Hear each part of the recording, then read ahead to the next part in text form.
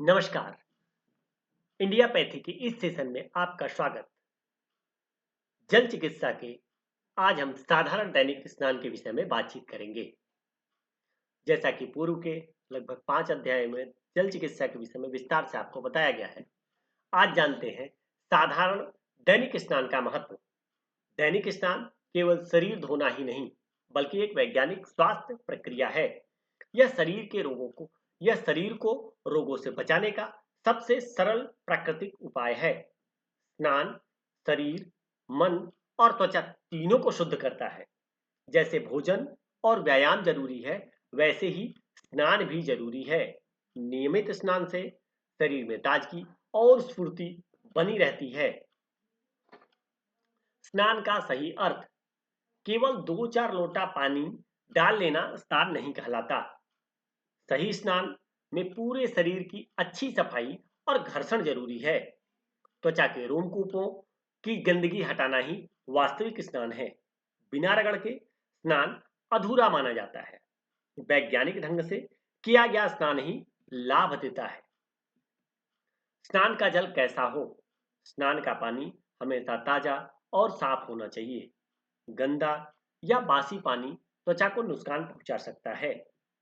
जल निर्मल होगा तभी तो शरीर की सफाई भी बेहतरीन होगी। प्राकृतिक जल स्वास्थ्य के लिए अधिक लाभकारी होता है। शुद्ध जल रोगों से बचाता है। जल का उचित तापमान। दैनिक स्नान के लिए जल का तापमान लगभग 65 फ़ारेनहाइट होना चाहिए। यह शरीर के तापमान से थोड़ा कम होना चाहिए। बहुत ठंडा या बहुत गर्म जल हानिकारक हो सकता है। मध्यम तापमान शरीर को स्फूर्ति देता है। संतुलित जल से स्नान सबसे सुरक्षित माना जाता है। मृद वर्षा जल का महत्व। मृद जल स्नान के लिए सबसे अच्छा माना जाता है। इससे त्वचा को कोमलता और ताजगी मिलती है। यह रोमकूपों को बंद नहीं करता। त्वचा पर किसी प्रकार का जलन नहीं होता। प्राकृतिक सफाई के लिए मृद जल श्रेष्ठ है। कठोर जल की समस्या। कठोर जल में चाक और खनिज पदार्थ मिले होते हैं। पथरीली, चट्टानी और चूना पत्थर वाले क्षेत्रों में पाया जाता है। इससे साबुन कम झाग बनाता है और सफाई ठीक से नहीं होती। त्वचा रूखी और खुरदरी हो सकती है। लंबे समय तक उपयोग से त्वचा कमजोर हो जाती है। इसलिए स्नान में कठोर जल से बचना चाहिए। कूप कुएं के जल का लाभ। कुएं का जल स्नान के लिए बहुत उपयुक्त माना जाता है। इसका तापमान मौसम के अनुसार स्वयं बदलता रहता है। यह शरीर को प्राकृतिक रूप से अनुकूल करता है। इससे स्नान सुखद और लाभकारी बनता है। ग्रामीण क्षेत्रों में यह सर्वोत्तम विकल्प है। साबुन क्यों हानिकारक है? स्नान करते समय साबुन का प्रयोग नहीं करना चाहिए। साबुन के कण रोमकूपों में फंस जाते हैं। इससे त्वचा के छिद्र बंद हो जाते हैं। त्वचा की प्राकृतिक सांस लेने की प्रक्रिया रुक जाती है। परिणाम स्वरूप त्वचा रोग उत्पन्न हो सकते हैं। साबुन के रसायनों का प्रभाव। साबुन में सोडियम, सिलिकेट और अन्य रसायन मिले होते हैं। ये त्वचा को सूखा और कमजोर बना देते हैं। रक्तवाहिनियां भी प्रभावित हो सकती हैं। लंबे समय में एक्जिमा जैसी बीमारी हो सकती है। इसलिए रासायनिक साबुन से बचना जरूरी है। साबुन का सीमित इस्तेमाल नुकसान क्यों दिखाता है?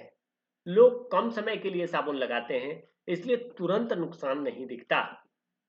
परंतु रोजाना प्रयोग से धीरे धीरे हानि होती रहती है। त्वचा की प्राकृतिक शक्ति कम हो जाती है। चमड़ी बेजान और रूखी हो जाती है। इसलिए धीरे धीरे होने वाला नुकसान समझना जरूरी है। बालों पर साबुन का दुष्प्रभाव। साबुन से बालों की जड़ें कमजोर हो जाती हैं।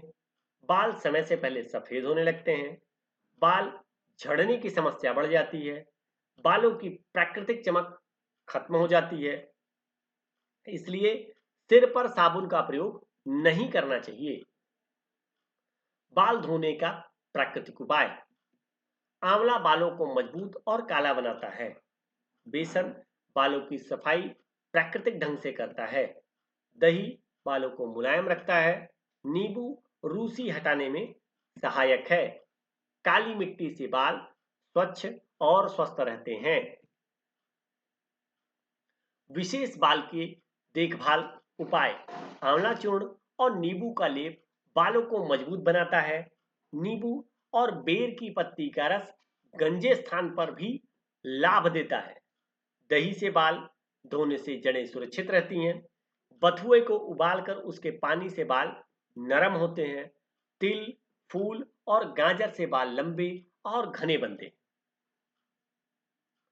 विशेष त्वचा की देखभाल उपाय। त्वचा की सफाई के लिए रसायन जरूरी नहीं होते। घर्षण और मिट्टी से गहराई तक सफाई होती है। रोम को खुलकर पसीना बाहर निकालते हैं। रक्त संचार तेज होता है। शरीर हल्का और तरोताजा लगता है। साबुन के स्थान पर प्राकृतिक विकल्प। प्राकृतिक वस्तुएं त्वचा को नुकसान नहीं पहुंचाती। ये शरीर की अंदरूनी शक्ति को बढ़ाती है। त्वचा मुलायम और साफ रहती है। किसी प्रकार का दुष्प्रभाव नहीं होता। नियमित प्रयोग से प्राकृतिक सौंदर्य बना रहता है। त्वचा शुद्धि की विधि। मूल रूप बिना परिवर्तन।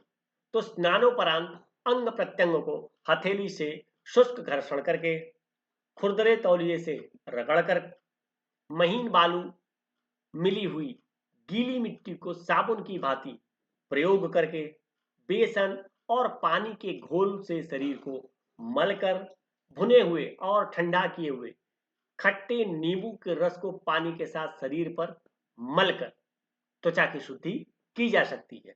घर्षण स्थान का लाभ। तो शरीर को रगड़ने से रक्त संचार तेज हो जाता है। मृत कोशिकाएं हट जाती हैं।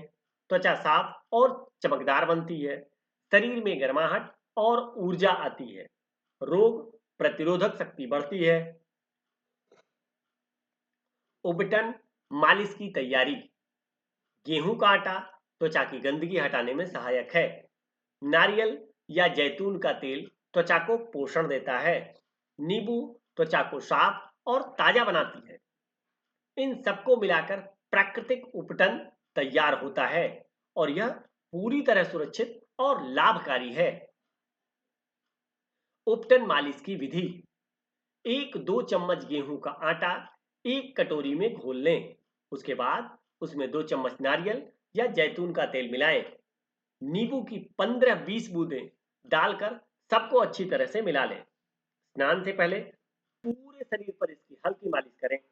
इससे त्वचा स्वच्छ, कोमल और चमकदार हो जाती है। दैनिक स्नान का समग्र लाभ। नियमित स्नान शरीर को रोगों से बचाता है। त्वचा, बाल और रक्त संचार सभी स्वस्थ रहते हैं। प्राकृतिक उपायों से शरीर की शक्ति बढ़ती है। बिना रसायन के स्वास्थ्य और सौंदर्य दोनों मिलते हैं। वैज्ञानिक ढंग से किया गया स्नान संपूर्ण स्वास्थ्य देता है। इस तरह की इंफॉर्मेटिव और प्राकृतिक चिकित्सा से जुड़ी हुई वीडियो के लिए आप हमारे चैनल को सब्सक्राइब कर सकते हैं। गंभीर से गंभीरतम रोगी जो हर जगह से निराश है, प्राकृतिक चिकित्सा के शरण में आकर के अपने आप को पूर्ण रूप से स्वस्थ कर सकते हैं। अपना ध्यान दें। धन्यवाद। आपका दिन शुभ हो।